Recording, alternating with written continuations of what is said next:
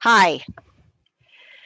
For those of you who don't know me, my name is Gretchen Brower-Reiki, and I am offering this webinar today on advanced planning in the COVID-19 pandemic.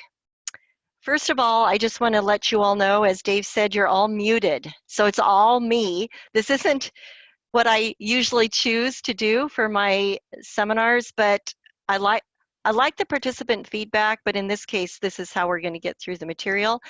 What we'll do is have a Q&A at the end. So if you have questions, either sort of jot yourself a note or put them in the chat, and we'll do some Q&A at the end once I get through all this material. There's a lot of it. I also want to make sure you know that this is being recorded.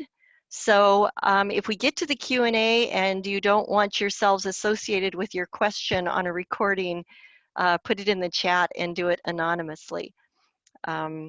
The recording, I hope I'll put up on my codaconversations.com website, along with some other resources for you. So you should have lots of stuff to refer to.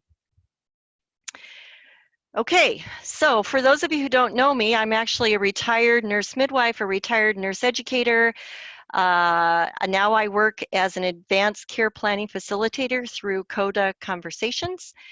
And it really is through my work here at PDX Commons Senior Co-Housing that I became really interested in working around how do we protect 38 mostly vulnerable people from COVID-19.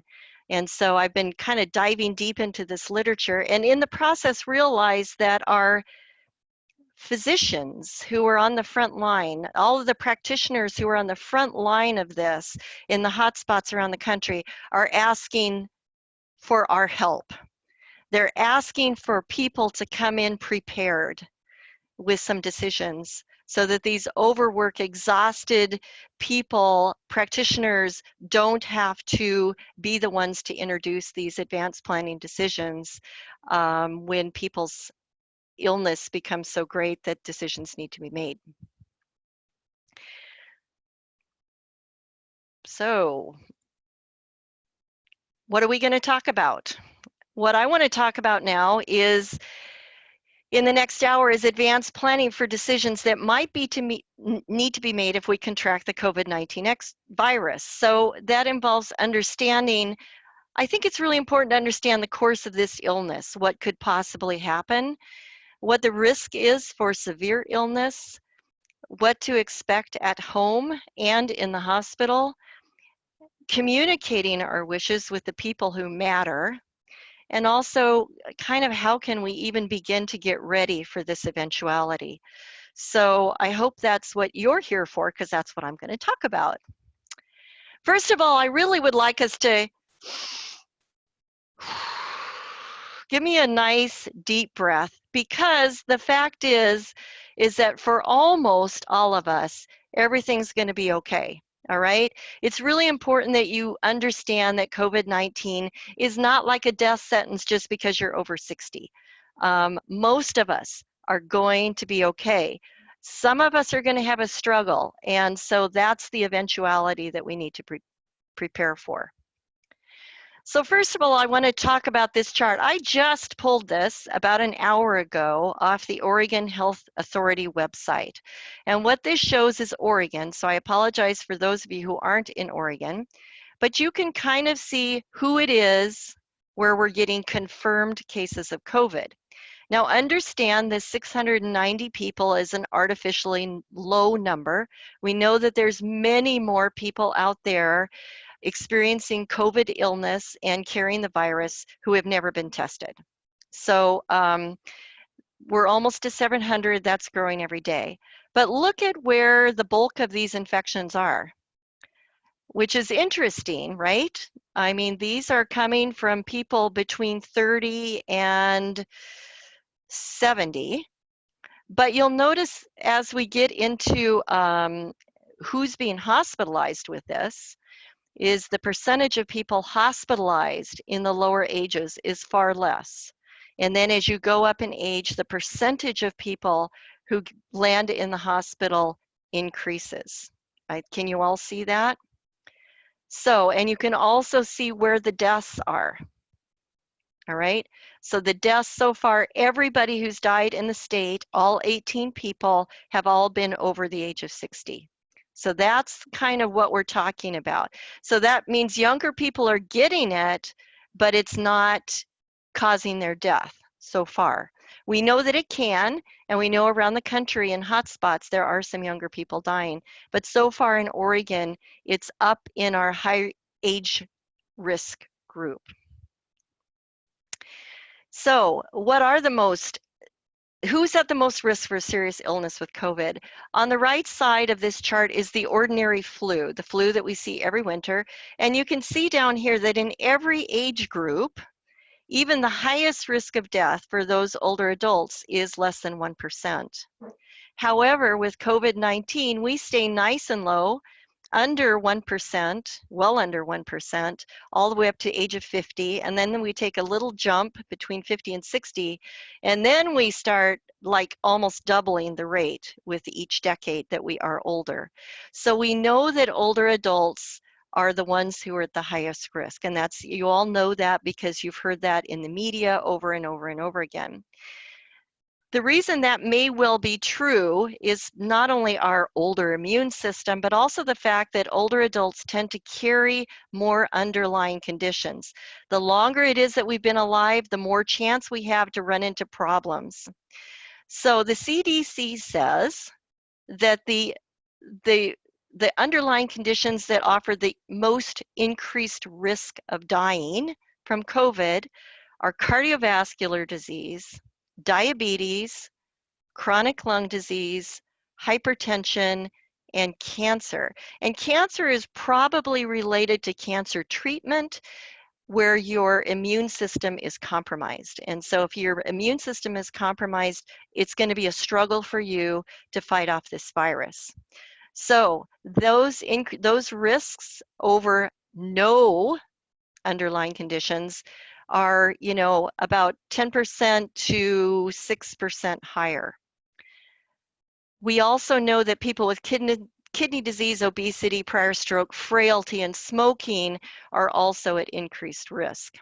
So we have both age and the underlying conditions, and oftentimes those go hand in hand. So if you were to try to determine your own risk factor, obviously people at the highest risk are our oldest adults over age 80 who also have one or more chronic conditions, which is true of almost every over 80 person there is out there. High risk would be over 70, between 70 and 80, and carry at least one chronic condition. And at moderately high risk, more than the general population, if you're over 60 or you have one or more chronic conditions. So each of us can kind of look at this and go, which category do I fall in? And obviously, the higher your risk, the more you really want to be planning ahead with some of these decisions. So why should we be thinking about this unpleasantness at all? Why torture ourselves with this? Number one, I think that having some sense of a plan reduces our own anxiety on some very deep level, and maybe we'll be able to get some sleep at night if we know that we've done what we can do to help ourselves and our family. And actually, that's number two, is the plan protects your loved ones from facing these potentially major decisions with no guidance from you. And that's what's driving the doctors crazy out there, is having to try to bring together very ill people who can no longer speak for themselves and families who've never had this discussion and trying to make that happen when they're already so tired. It also, well, there you go, puts that, avoids that unnecessary burden on exhausted healthcare professionals to do this for us because we didn't do it beforehand. And it also allows you to think ahead of time about some of those ethical dilemmas that could arise if you became sick as part of a population surge. So if there's a bunch of people overloading our healthcare systems at the same time, there very well could be some ethical dilemmas that arise, much as there have been in New York City. There's not enough ICU beds. There's not enough ventilators to go around. they're short-staffed, there's not enough personal protection equipment. So all of that starts to factor into how we look at what we want for ourselves. Ethical decisions like that aren't usually a problem in sort of the normal course of dying of other things, but they very well may be a consideration if we become very sick with COVID, along with a lot of other people. So let's talk about the course of this illness so you understand kind of what it oftentimes looks like. The earliest symptoms appear 3 days to 2 weeks after exposure, and it's really important for you to understand, if you don't already get this, that the virus can spread days before your symptoms appear. You may be very well, you may not have any idea that 3 or 4 days from now you're going to get very sick, and you can be spreading virus around. That is why we have stay-at-home order. That's why we're not mixing with the general public. So once you start getting symptoms, oftentimes they start with the cardinal symptoms of COVID, which is that fever, the cough, and the flu-like symptoms, sort of all showing up together. What I want to say about the fever just very quickly is, if you are an older adult, just be aware that we sometimes don't evidence the usual fever where you have the 100.4 degrees. So it would be good to check your temperature, every now and then, just to see what your normal is. And if you start running a degree or more above normal and feel bad, that's maybe what we call a fever, even if it's only 99 something. I hope that makes sense. So these symptoms can appear in some people who are very, very lucky. They barely appear at all. Those are usually younger people with good immune systems, and maybe they don't have a high dose of virus to fight off, and this may come and go fairly easily. But for many of us, this can really take us down and out for a couple of weeks. The fever can be unrelenting for more than a week. It's not just a come and go fever like the ordinary flu where you have a fever for a day or two and then you're better. This can be pretty unrelenting. The cough kind of hangs and hangs and hangs, and those flu-like symptoms are bad enough that you'll go to bed and you won't want to get out. That goes along with a loss of appetite. Most people don't want to eat. And that interesting loss in many people of smell and taste, which may actually precede other symptoms, which is kind of interesting. If you lose your sense of smell and taste, there's some docs over in the UK who say, go ahead and self-isolate. You may be coming down with this thing. So you're probably going to want to go to bed, and you're probably going to need to stay in bed. And I think in most cases, these symptoms are going to resolve within or by several days down the road. It may be a week of kind of really feeling bad, but then the second week is the interesting week. The second week is either the week you get better or the week you get worse. There are some people who get worse very quickly, but for a lot of people, it's that second week. It's like your immune system just gets a little tired and your lungs start to get a little pneumonia. So let's talk for a moment about home care. This isn't going to be comprehensive. There's lots of resources that talk about this. But the first thing, if you do get symptoms, you've got to isolate. You stay in your own home, preferably in your room, preferably with a bathroom, and you're using good hand and respiratory hygiene, which means you wash your hands often and you always cough and sneeze into a tissue or something that goes immediately into the trash, and wash your hands again, or use hand sanitizer if you're too tired to get out of bed.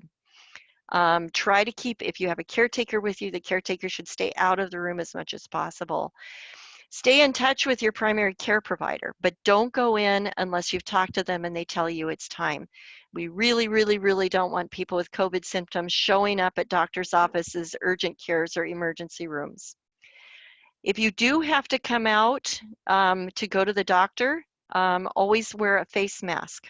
Whenever you're out, don't ever go out without your face mask if you have symptoms. And so mostly this is just going to be a time where you're taking your analgesics, you're drinking your fluids, and you're resting, and probably eating a little bit, but you're not going to be hungry for much. So it's not a pleasant time, but most of us will get through this. How do I know this? Because that's what the study says.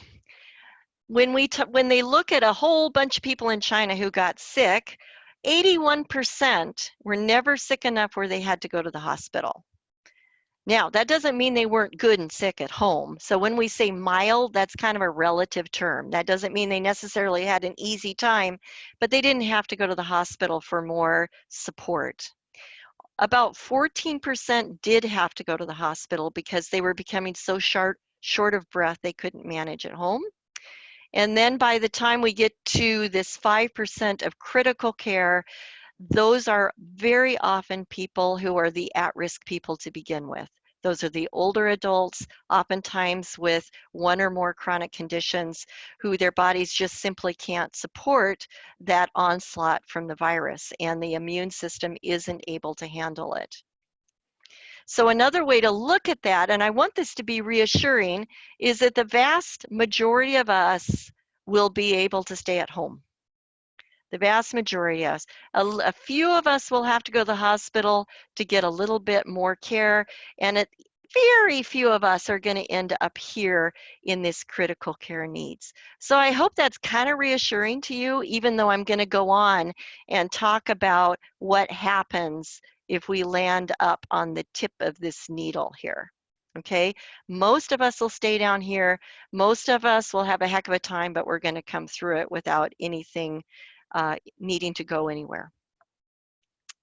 So if you do get better at home, it may take several days. Some people say a week or two before you get better. Again, the younger and healthier you are, the more quickly you might get over this. You want to make sure you remain in isolation until at least 72 hours after your symptoms subside, or if you have a really easy time of it and goes away fast, at least 7 days after they start. That's how long we think it's going to take before you stop shedding the virus. And then you are home free. You're one of those people who's got immunity against COVID-19, so you can no longer catch it or spread it. And that makes you really valuable in society because you will be one of those people who helps us build herd immunity, which we really need to get as much as we can without getting too many people sick at the same time. Does that make sense?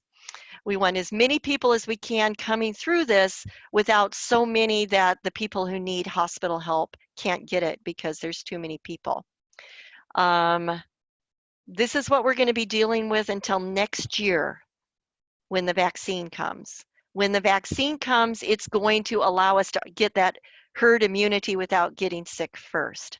But this year, all we've got to get immune is to catch this and recover from it.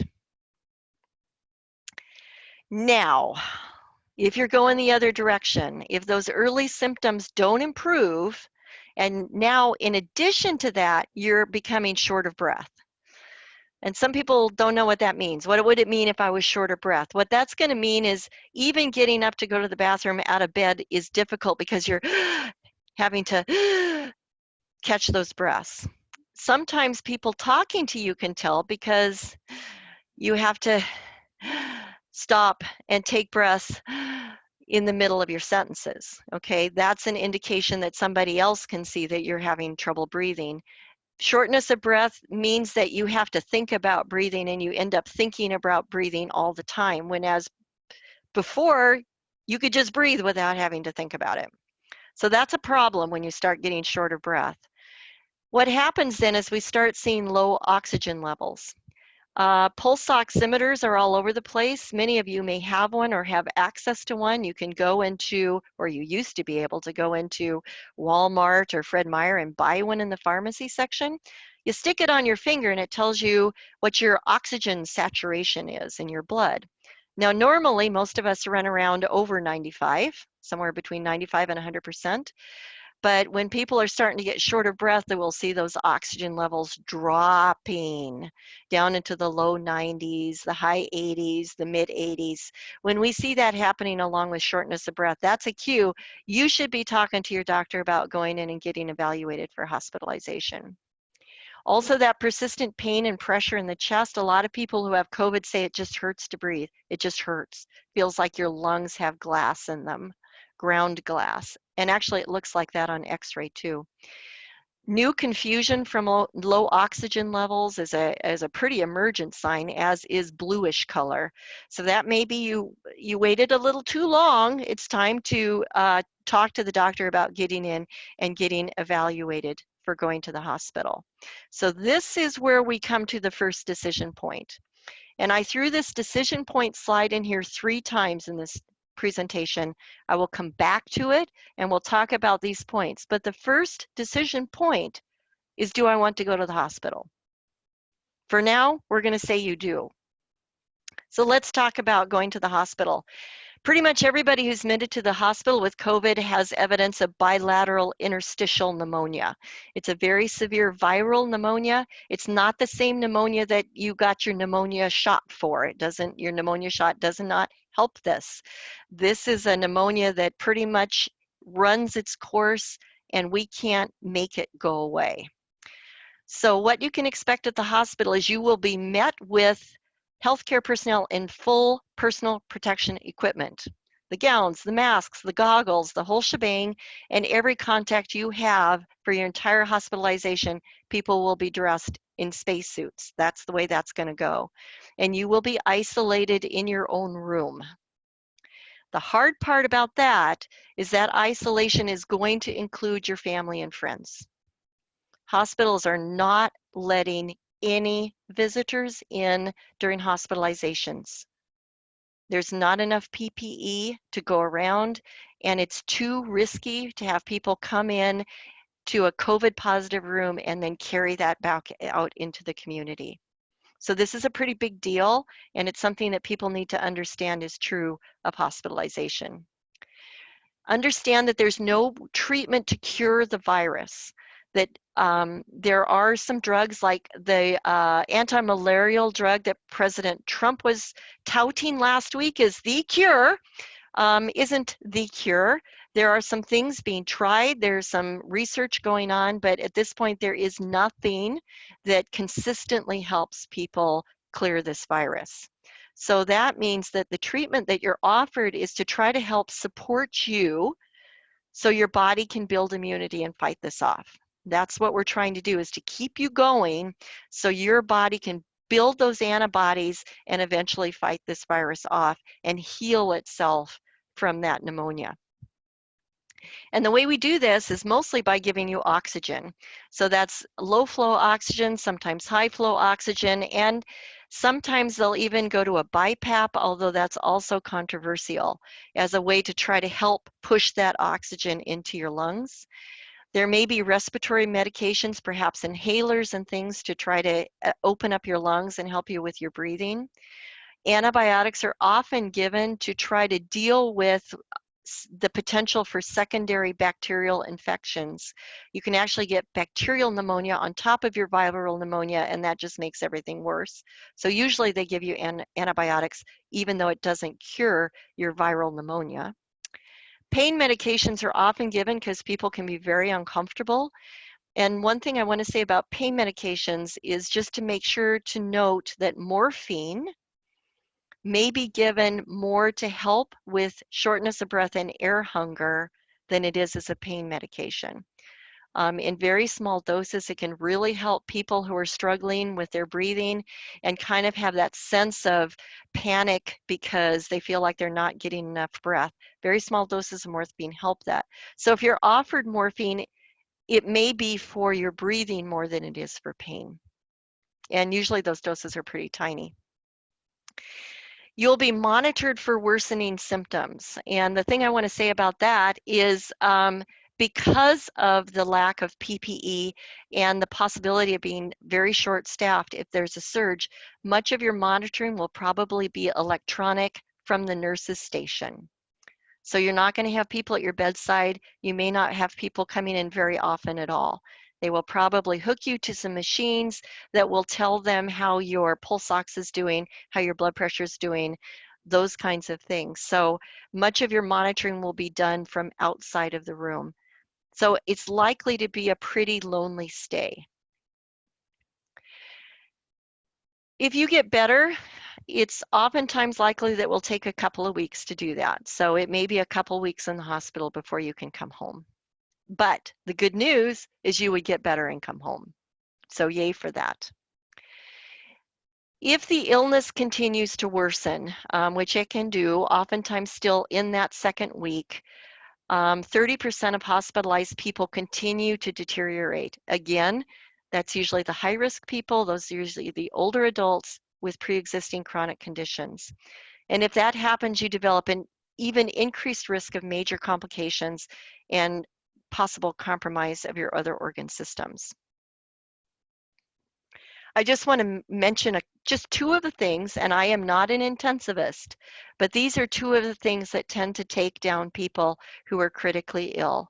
The first is ARDS, the Adult Respiratory Distress Syndrome, and that's essentially when too much fluid builds up in your lungs, which means you can't get enough air, and that means low oxygen levels, and that becomes a very serious complication that oftentimes requires ventilator treatment. The second thing that doctors are seeing a lot is what we call a cytokine storm. And what that is this kind of overwhelming systemic inflammatory immune response syndrome that tends to sort of, it's almost like your body just says, okay, then I'm going to try to fight this virus off, but it's in such a way that it actually overwhelms your own vital organs and can cause shutdown. So it's kind of like an overkill response that your body's doing, which actually ends up doing major damage to your body. So if you were, or a loved one was to end up in ICU, you might be hearing these terms, and I just wanted to give you some sense about what they're talking about. So this brings us to another decision point. Again, we'll come back to it, but that decision point is if I needed critical care, if I needed a ventilator, would I want to do that? Okay, so we'll come back and revisit that decision point. But let's say you do. You're going to go to intensive care. This is what you're likely to see. Usually people going into intensive care are going because they need that ventilator assistance to breathe. And what they do in order to help you breathe is they'll intubate you after they put you in an induced coma. So while you're in intensive care, you're basically unconscious and not able to participate in decisions from then on. So induced coma with ventilator. And incidentally, you're oftentimes put in a prone position, so you'll be lying on your stomach. It seems to help. There will be multiple medications and treatments offered to help combat that problem of multi-organ failure. It usually requires a prolonged stay in ICU, particularly if you're older and particularly if you're at risk. It's going to be a battle that's not going to be short. The treatment decisions are being made over the phone calls that are going on between the intensivist and your healthcare representatives and family. So they're not coming in, they're not talking to the docs, phone calls are being made, they're talking about your condition, and the family has to decide what they want to do or not do based, hopefully, on what your wishes were. Because remember, you're not awake to participate in this discussion.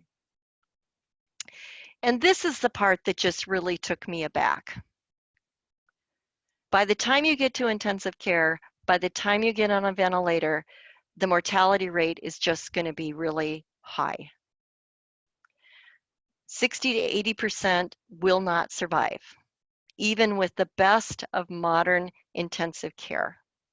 The ones that do survive are going to be your younger, healthier people who just need that assistance and support for a while until their body can kind of get going back. Those of us who are the most at risk are the most at risk of falling into that mortality rate right there. So that's an unhappy fact for me. Then there's yet one more decision point. So this is the third one, and that's the question. If my heart stops during ICU treatment, do I want them to run a code? Do I want them to try to do CPR and get me back somehow? So the full code means the whole team has to come in, the whole team has to put on their PPE, the whole team has to work very hard, multiple people, to try to figure out how to make you come back. So in the case of a COVID-19 infection, this also greatly increases the risk of infecting healthcare workers because they're having to do a lot of stuff around your respiratory secretions at a very close level while they're working on you. It requires abundant use of scarce PPE, and we know it has a very, very limited chance of success. Very limited. At this point, your body's sort of run out of gas. So when your heart stopped, it's not likely to restart. So there we go. I think we're going to go with let's all not have to go to the hospital, or let's go to the hospital but then come home. But let's go back to our decision points. The first decision point was, would I want to go to the hospital? And for many of us, the answer is, of course I would go to the hospital. There are some considerations. More medical support is probably available at the hospital, but perhaps less personal and social support, emotional support. You would be isolated from your loved ones and perhaps more from the staff than you would like to be. If you're sick during a surge, there may be a scarcity of beds and healthcare staff. That's just something to consider. Why might people choose not to go to the hospital? This is again where I wish I could talk to you all, because you would tell me. Some people who are already very ill, for example, people in nursing homes, are already very frail and they already know that they're probably within a year or two of death, may just choose to stay home or stay in their facility and have palliative or hospice care and just skip that whole hospital thing. It's like, don't want to go there, don't want to do that. So people with, for example, advanced dementia, it may be just better to leave them with where they are instead of taking them and isolating them alone in a hospital room. So alternatives would be maybe to do a pitch, if you're short of breath, to have home care with oxygen administration at home, telemedicine support from your healthcare providers, maybe palliative referrals, or even hospice care if that was appropriate. And so that may be an option to going to the hospital if you have a caregiver who can help you out. This is not something you can do solo, is to stay home and be that sick. So you'd have to have a live-in care provider who's willing to help you with that more intensive support. It has been done, and when there's a surge, you'll find that emergency room docs are more likely to actually encourage you to go back home if you're not quite sick enough to be there yet. They may send you home on oxygen and try to help you at home before you come in if there's a scarcity of beds. Decision point 2, let's say you're in the hospital and things are not getting better, things are continuing to get worse. So that decision point 2 is, would I want intubation or intensive care if things started to really go downhill for me? Things to consider about that is, remember that your life from that point on may be induced coma, unconscious, asleep, with a fairly high mortality rate. Your loved ones are continuing to be isolated from you, although that's true of both settings. ICU beds and ventilators may not be available for everybody who needs them. And as we know, in Italy, in New York, there has been a shortage of ventilators. There are not enough to go around. And so sometimes people who are at the lowest risk of survival are the ones who are not getting those ventilators. You may not get this choice, actually. There may be someone younger and healthier with a better chance of surviving who will get the ventilator. And that's just, they've got protocols, this is all written out. They've got ethicists working on the floor, trying to make sure that this is done as fairly as possible. It's not just age, it's going to be the assessment of your ability to survive this thing if we put you on a ventilator. We know that if you're in intensive care on a respirator, that also increases risk of infections for healthcare providers because of the suctioning and all the secretions and the risk of aerosolization that happens for anybody that's on a vent. We also need to consider that high risk of mortality and the fact that many of us who are high risk would be in that high risk for mortality group. And then the question is, if you are one of the ones who would die, is that how you want it to end? And that's a question we need to consider. If there's a reasonably high risk that that would be the end of it, is that how you want to go? So what are the options? The options, and there are a number of people choosing this option, is to say, you know what, I'm short of breath, I know I'm getting sicker, but I don't want to go that far. I don't want to go that far. Can I have palliative care to make me comfortable for as long as I can, staying in the hospital or even going home if you have that kind of support? Can I just wait and see what happens? And if I die, I die. But I don't feel that I want to go that far with the intensive care. So that's a choice. That's an alternative. You can talk about that with your docs at that point in time. If you're too sick, it's your family who's going to talk with your docs about this. And you may have one of those ethical things where if there's a shortage of vents, you may say, you know what, I don't think I'm really a person who should have that. I would want it. I wish I could have it. In better days, I might take it. But if there is somebody else who has a better chance of surviving than I do, and it's a choice between us, I relinquish. And there are people who have done that in Italy. There are people who have done that in New York. It's just to say, I would relinquish. Okay? Decision point 3 is, if my heart stops, do I want them to try to do CPR to make me alive again? Consideration, again, is the increased risk to the healthcare workers, the use of scarce resources, the high unlikelihood of success. And again, that may just, if I'm going to die, that's just not the way I want to go. So the option in that choice is to let people know that if your heart stops, you do not want CPR. You would just want to be able to die naturally. Now, I will also say that in hospitals that are very overburdened and have very little PPE, this is another decision that may be taken out of your hands if that becomes true here or wherever you are, is that some healthcare systems are removing that automatic move to CPR if a heart stops, and they're just letting people go because otherwise it just uses up too many resources. So when you're weighing the risk benefit, the risk becomes so high to healthcare workers for such a low benefit that sometimes the hospital systems are stepping up and saying, we just can't do that for everybody. Okay, so how do we plan for these decision points? The first thing is to really consider your wishes and values. What's the most important to you in this kind of potentially life-threatening, very specific situation? What would be most important to you?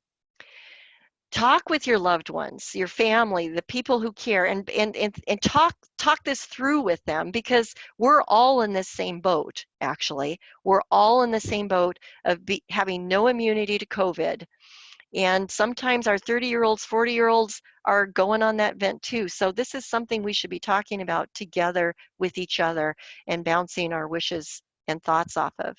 And then just making sure that these people are being willing to support your decisions. And I'll talk more about that in a minute. You want to review your Advance Directive. And I know you all have Advance Directives, right? If you don't, now's the time. First of all, check out your healthcare representatives. Are these the right people? The people you have on your Advance Directive right now, are these the right people to make these hard decisions in this kind of situation?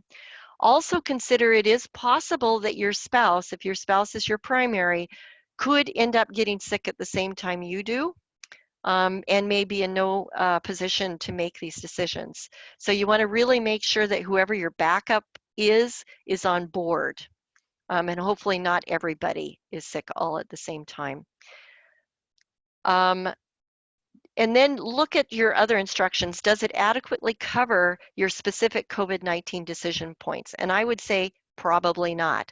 That's the Advance Directive is not set up for those kinds of decision making. So this is my suggestion to you. Write a supplemental statement about your COVID-19 decision points plan, what you do and what you don't want. Write it on a piece of paper. This is what I want to do. This is the treatment I do want. This is as far as I'm willing to go. If it gets this far, no farther. I would want to be intubated or I wouldn't want to be intubated. I would want to go to IC or I would not. I would want CPR or I wouldn't. It would be helpful to write all those out because I know at least the Oregon Advance Directive doesn't cover that stuff. When you write this statement, sign it, date it, and attach it directly to your Advance Directive, and then send a copy to your primary care provider to scan into your electronic medical record so that they have it.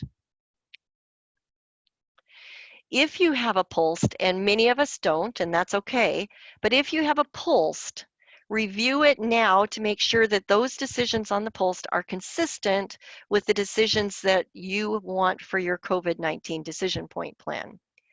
And if it doesn't, you might want to call your primary care provider and say, you know what, I think I need to revise this.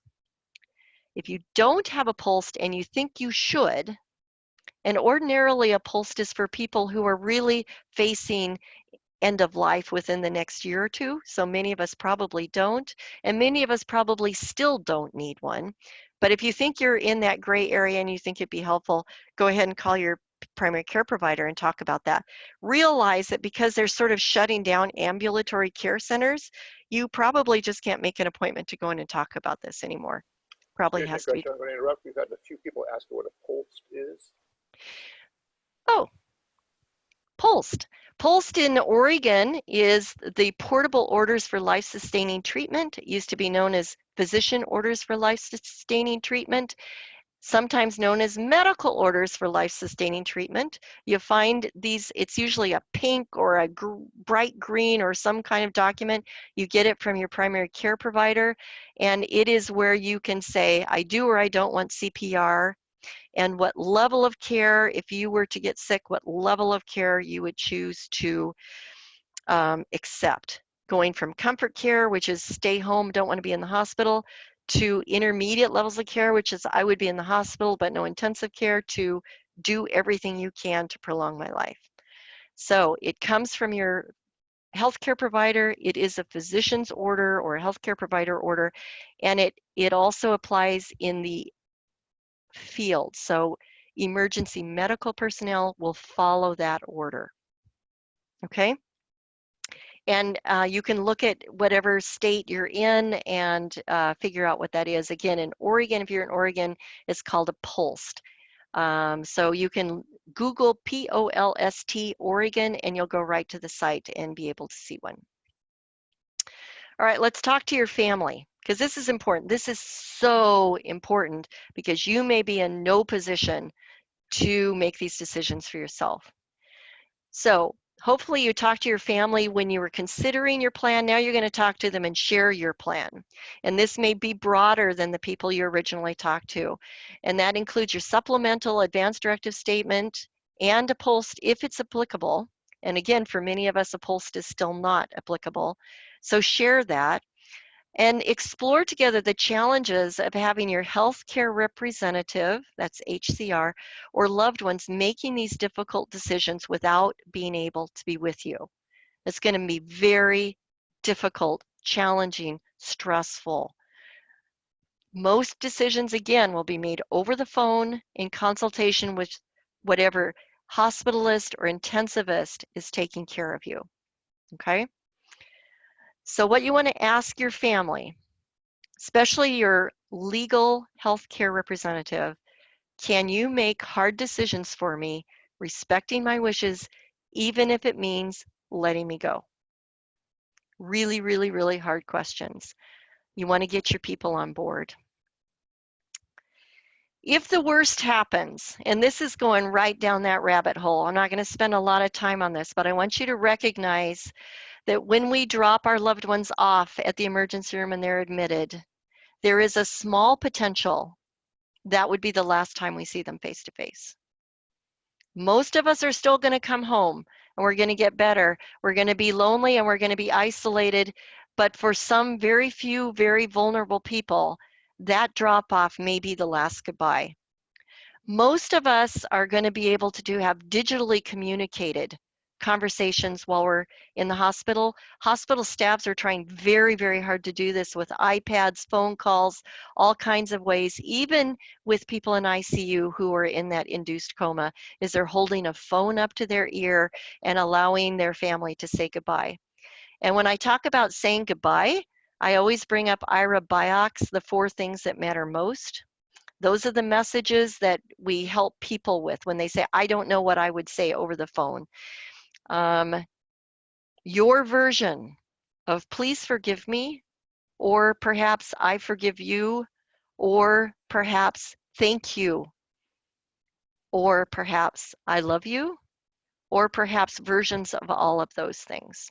So those are the messages that help to cement meaning for the life of that person that may be slipping away. All right, let's move into preparing, and then we'll go to Q&A. First of all, how do you get ready for this thing? Get your life in order. Take care of all your loose ends, your unfinished business, get it done before you get sick. And remember, we don't know when we're going to get sick. Could be tonight, could be next week.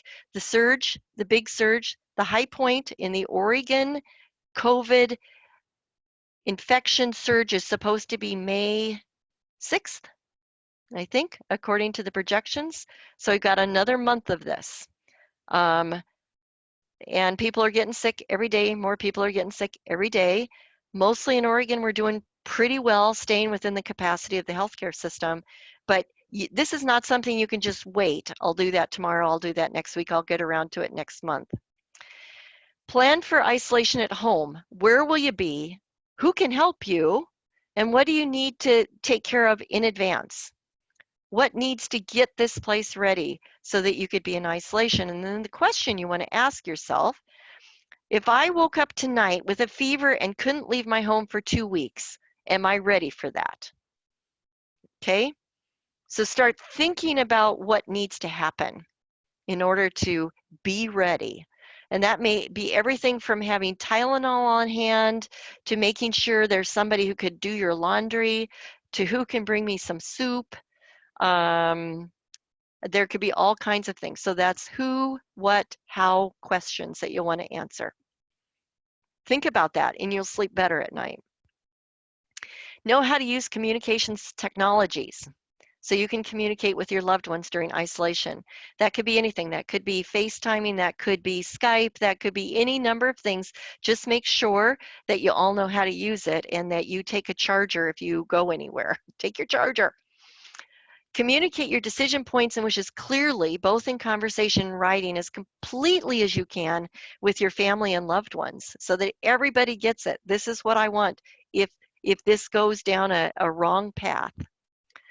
And also, I would prepare a print copy of your Advance Directive and your COVID-19 supplement statement so that you can hand carry that to the hospital. Hopefully it's going to be in your electronic medical record, but it doesn't hurt to have a print copy that you're hanging on to, okay? To make sure that the staff, because remember, your loved ones aren't going to be there to wave that around for you. Carry it in. And then, of course, build your immunity. Get as strong as you can, your immune system, so it can go be prepared to do battle. How do you do that? Well, stop doing the bad stuff. Y'all know what that is, right? You know, just don't do the stuff that's dragging down your immune system. Eat your nutritious whole foods diet. We know fermented foods, your whole microbiome actually has a huge effect on your immunity. So the healthier your microbiome is, the better immunity you're going to have. Get lots of sleep. Yeah, right. We're not stressed. Don't worry. Move your body. Go out and get some good exercise out in the sun and fresh air. We know that helps. It helps your mood. It helps your body. And the sunlight gives you plenty of vitamin D, which we believe increases immunity. Now, if the sun would just shine, right? I could use a little of that. Try to manage your stress as much as you can within your circumstances and find ways to get joy in your life because that also builds your immunity. So we're going to hope for a mild illness, or maybe we're going to be the ones that hold out until the vaccine, right? Yes, hold out for that vaccine. If we get sick, it's going to be mild. We're going to hope for that, but we're going to be as ready and prepared as we can for the possibility that we might be in for a more difficult journey. So once we've done what we can to prepare, we're going to just let go of the rest. Because you know what? There's stuff that we can't control, and then we're just going to burn ourselves out trying to control the stuff we can't control. Worrying doesn't make it any better, but it can sure take you out of the possibility of joy in the present moment. And we want that joy. So I've arrived at the point in time where we have several minutes for some questions. So what we're going to do is, if you haven't put a question in chat, you can go into the participant box, and there may be a thing that says raise your hand. You can do that. Or if you just see yes, no, click the yes, I have a question, and we're going to ask our host, Dave, to unmute you and allow you to ask your questions. Let's see how this goes. Thank you, Gretchen. Yes, I will do the best I can to either pass your questions on if you list them in the chat box, or allow you to speak. Please keep your questions concise if I unmute you so that Gretchen can deal with them. While we're waiting, Gretchen, we had one question already about, would you please describe palliative care? Yeah, palliative care is a field of healthcare that's multidisciplinary. So it involves physicians, nurses, social workers, chaplains, all kinds of people in a team whose job it is purely to help you feel better. Their job is not to make you well or cure you of whatever disease is causing your symptoms. Their job is to manage your symptoms so that the quality of your life is as high as it can be. Now, I suspect that palliative care and hospice, both, hospice is like palliative care for the dying. Okay, so that's the difference with palliative care. It can be anybody with any symptoms. You don't have to be dying. Hospices are for people, we're trying to improve the quality of life for the last few months of their life. Okay, so they're very connected, but they're not exactly the same. Hospice is actually a piece underneath palliative care. We expect that both hospice and palliative care will be overwhelmed as the number of cases of COVID increase. So it's a little bit worrying how far their staffing will be able to go. So it may be a challenge to access, but we're hoping for the best. Thank you. We have another question here. Do O2 measures on the phone, on phone apps work? You know, this is new to me. Who knew that you could put your finger over the camera of your cell phone and get a pulse ox? There are apps that you can get online for your iPhone, apparently for Android, and there is some thought that these are relatively accurate. I think that the sicker you get, the more important it is to have an actual pulse oximeter. But if you're just kind of worried but not terribly short of breath and you just want to check it every now and then, I think they're probably perfectly adequate.